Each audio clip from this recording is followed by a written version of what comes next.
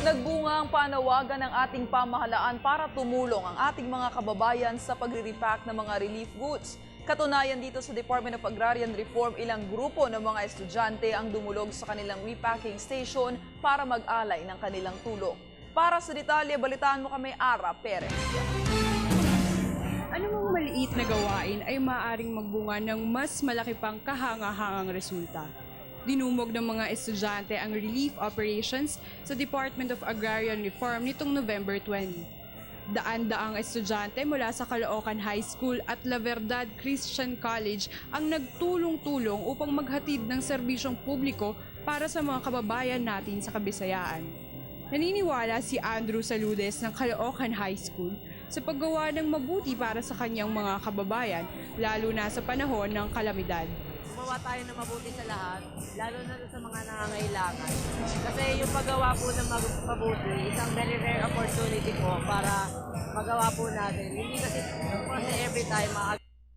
Kaya kapag pagkakataon gumawa ng mabuti, grab po natin. Lagi namang handa si Rosenberg Villalobos, isang first-year mass communication student mula sa La Verdad Christian College, tuwing may mga ganitong relief operation, kung saan siya ay nabibigyan ng pagkakataon upang mapasaya ang kaniyang kapwa.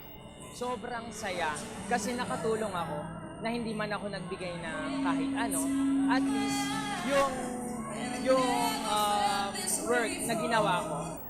Para sa principal ng La Verdad Christian College na si Sheila Gutierrez, ang halaga ng volunteerism ay kanya nang naging advokasya. Yung mga students po natin na nag-volunteer ngayon, they are all scholars, free sa lahat sila implementation. So sila kasi na-experience nila yung paano mawalan. Wala silang mga anuman. So nakikisimpatya sila doon sa mga kababayan natin sa Visayas na nasalanta ng Bagyong Yolanda. So dahil wala naman silang ibang maaaring maitulong financially, dahil sila nga rin ay mga walang anuman, sa ganitong paraan, makapag-render sila ng kahit isang araw lang nila na makatulong sila sa pag-repack ng mga goods.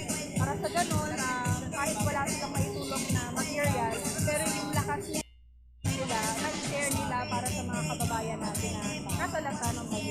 Di alintana ng mga estudyanteng ito ang pagod sa kanilang ginawang relief operations buong araw para sa iisang hangaring makapagbigay ligaya sa kanilang mga kababayan. Para sa Telebisyon ng Bayan, Ara Perez.